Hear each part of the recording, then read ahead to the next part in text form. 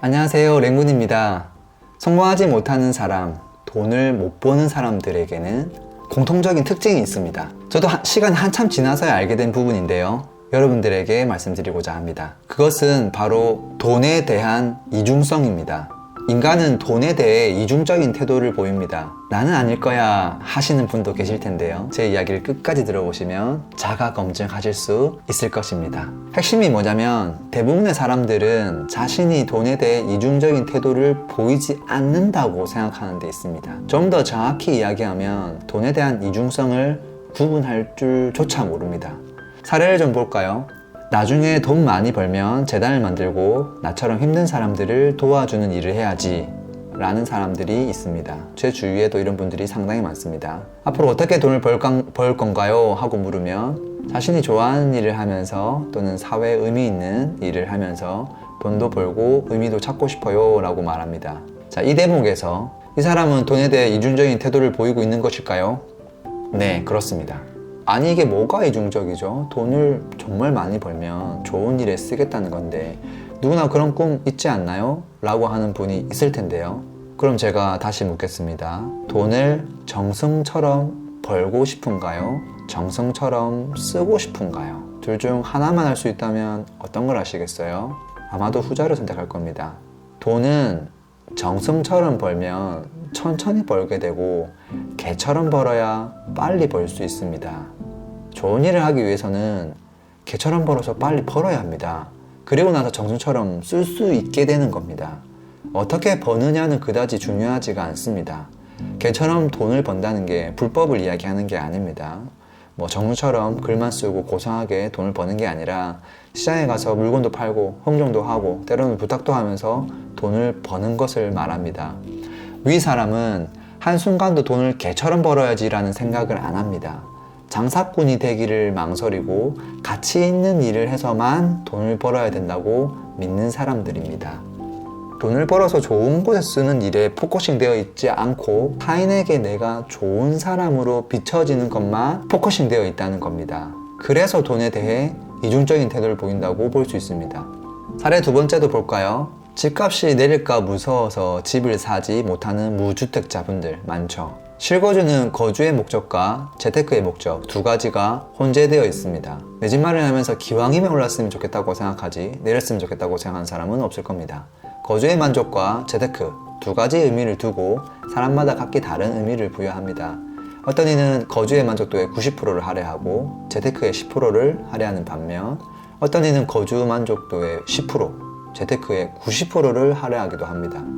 집을 안 사는 사람들의 공통점이 뭐냐면, 말로는 거주할 집은 재테크 목적이 되면 안 된다고 말을 하면서 거주 만족도를 생각해야 된다고 말을 하면서 내 집 마련을 하지 않습니다. 왜 안 하냐고 물어보면 대개 경제가 어렵고 인구가 줄고 집값이 떨어질까봐 라고 합니다. 마지막에 이 말이 핵심인 거죠. 집값이 떨어질까봐. 정작 자신의 선택 이면에 재테크의 비중이 90%가 넘는다는 겁니다. 일반적으로 이미 집을 산 사람들은 재테크의 비중이 높아서 산 사람들이 아닙니다. 거주 만족도의 비중이 높기 때문에 어차피 오랫동안 살아야 될 집이기 때문에 산 것입니다. 재테크를 전혀 생각하지 않는 것은 아니지만 그보다 실거주의 만족도를 더 크게 생각한 것입니다. 집값이 내릴까 봐 무서워 집을 사지 못하는 무주택자는 정작 집값이 내려도 더 내릴까 봐 사지 못합니다. 계속 동일한 패턴을 보일 수밖에 없는데요, 그 이유가 돈에 대해 이중적인 태도를 보이기 때문입니다. 자, 몇 가지 사례를 보니 어떤가요? 사실 사례는 수없이 많습니다. 구체적으로 설명해 주지 않으면 자신이 이중적이다 라는 걸 모르는 경우가 참 많습니다. 돈을 바라보는 이중성을 버리는 것이 얼마나 중요하냐면, 이것을 버리는 순간부터 네 가지를 얻게 됩니다. 첫 번째는요, 돈을 제대로 벌게 됩니다. 이게 무슨 의미냐면, 사람들에게 돈을 많이 벌고 싶다고 당당하게 이야기할 수 있게 되고요, 돈을 버는 행위 그 자체를 부끄럽게 생각하지 않게 됩니다. 의미 있는 일을 하면서도 제 가격을 측정하지 못하고 주변의 시세와 눈치만 보는 사람들이 정말로 많습니다. 자신이 제공하는 서비스에 집중하고 자신에게 부끄럽지 않은 가치를 만들어내면 그만인 것인데 금액을 주변 눈치 보고 결정한다는 겁니다. 자, 정말 훌륭한 예술가는 인터넷 최저가와 비교하면서 자신의 작품 가격을 특정하지 않습니다. 그래서 돈에 대한 이중성을 버리면 돈을 제대로 벌게 됩니다. 자, 두 번째는요. 돈을 빠르게 벌게 됩니다. 돈을 빠르게 벌려면 빠르게 버는 사람을 벤치마킹하는 게 가장 빠른 길입니다. 돈에 대한 이중성을 버리면 부자를 혐오의 대상이 아니라 벤치마킹 대상으로 바라보게 됩니다. 그들이 하는 행동을 유심히 보게 되고요. 저 정도는 나도 할 수 있을 것 같다는 생각을 하게 되고 남들보다 빠른 추월 차선으로 진입하게 됩니다. 여기서 착각하면 안 되는 게 요즘 말 많은 대기업 오너처럼 정말로 돈 많은 사람들을 바라볼 때 번 돈을 안 좋게 쓰거나 횡령하는 게 문제가 되는 것이지 돈을 많이 버는 것 그 자체가 문제는 아니라는 겁니다. 돈을 바라보는 이중성을 버리는 순간 여러분은 돈을 빠르게 벌게 됩니다. 자, 세 번째인데요.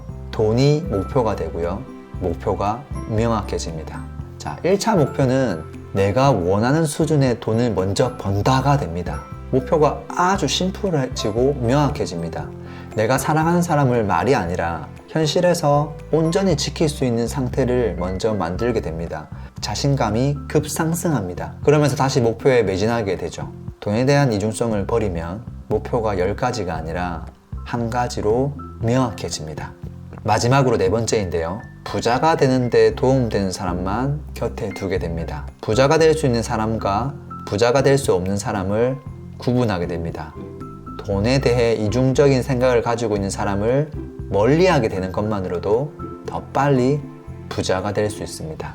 돈에 대한 이중성을 버리는 순간 얻게 되는 네 가지 엄청나죠. 제대로 벌게 되고요. 돈을 빠르게 벌게 되고요. 돈이 목표가 되고요. 부자가 되는 사람만 곁에 두게 됩니다. 제가 여러분들에게 드리고 싶은 솔루션은 세 가지입니다. 첫째, 돈에 대한 구체적인 목표를 세우세요. 목표로 하는 금액과 목표 금액 달성을 위한 현실적인 기간을 정하세요. 두 번째는요, 투자자가 되세요.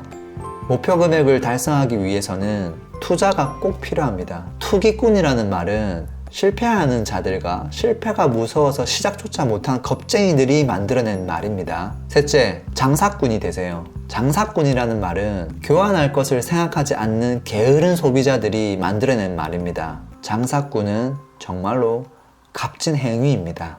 넷째, 성공을 하고 나서 그때 선택하세요.